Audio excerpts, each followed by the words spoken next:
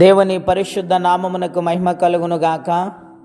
ప్రియులారా, ప్రభునామన మీ అందరికీ ఉదయకాల సమయంలో వందనాలు తెలియచేస్తూ ఉన్నాను. దేవుని వాక్యాన్ని ధ్యానిందాము. యెషయా గ్రంథం 55వ అధ్యాయం 6వ వచనం. యెహోవా మీకు దొరుకు కాలం ముందు ఆయనను వెదుకుడి, ఆయన సమీపములో ఉండగా ఆయనను వేడుకొనుడి. ప్రియులారా, ఈరోజు పరిశుద్ధాత్మ దేవుడు మనతో వాగ్దానము చేస్తూ ఉన్నాడు. ఆయనను దొరికే కాలం ఇది.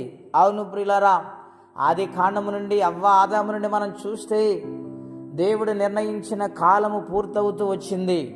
ఇప్పుడు మనం కృపకాలములో ఉన్నాము. ఆయనని వెదికితే ఆయన దొరికే కాలములో ఉన్నాము. ఆయన కృపను అనుగ్రహించేవాడు గనుక ఆయనని వెదికేవారిగా మన జీవితాలు ఉండాలని, మన భక్తి ఆ విధముగా మారాలని ప్రతి ఒక్కరూ కూడా గుర్తించాలని ప్రేమతో మీకు మనవి చేస్తూ ఉన్నాను. ఎంచే దినాలలో ఉన్నాము, కడవరి దినాలలో ఉన్నాము. ఈ కృపకాలం ఎప్పుడు ముగుస్తుంది ఎవరికి తెలియదు, ఆయన ఒక్కడికే తెలుసు గనుక మరి ఆయనని వెదికే వారిగా ఉంటున్నామా? ఈ కడవరి దినాలలో ఆయన రాకడకు సిద్ధపడే బిడ్డలుగా మనం మారాలని పరిశుద్ధాత్మదేవుడి రోజు మనతో మాట్లాడుచు ఉన్నారు. గనుక దేవుని వెదుకుటలో జాగ్రత్త ఉండాలి, దేవుని వెదుకుటలో శ్రద్ధ ఉండాలి, దేవుని వెదుకుటలో భయం ఉండాలి. ప్రియులారా, భయముతో ఆయన వెదకగలిగితే ఆ పరిశుద్ధాత్మ దేవుడు ప్రతినిత్యం మనతో ఉంటారు, గొప్ప కార్యాలు జరిగిస్తారు. గనుక దేవుని వెదికే వారిగా మారాలని ప్రభు పేరట మనవి చేస్తున్నాను. యోహాను సువార్త 6వ అధ్యాయంలో రాయబడింది. యేసుప్రభుని ఎదుర్కొంటూ కొంతమంది విశ్వాసులు శిష్యులు వెళ్ళారు, చాలామంది వెళ్ళారు. ఆయన వెతుక్కుంటూ వెళ్ళంటున్నారు, బోధకుడా నువ్వెప్పుడెక్కడికి వచ్చావు అని ఆయన అడిగారు. అడిగినప్పుడు ఆయన అన్నాడు, మీరు నన్ను ఎందుకు ఎదుగుతున్నారు?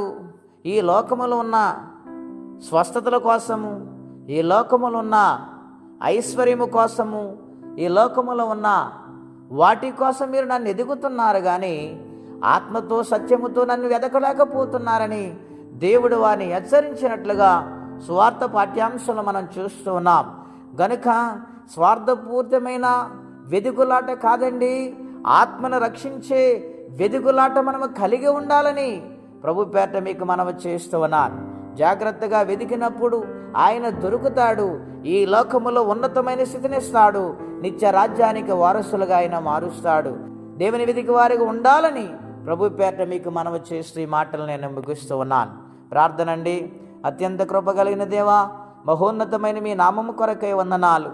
నిన్ను వెదికే జీవితం ప్రతినిత్యము మాకు దయచేయండి. వెదికితే దొరుకుతావు నాయన, వెదికితే నాయన దొరికి మీరు ఆశీర్వదింతావు ప్రభా. ప్రయాస వ్యర్థము కాదు నాయన. గనుక నిన్ను వెదికే భక్తి జీవితం అందరికీ దయచేయండి.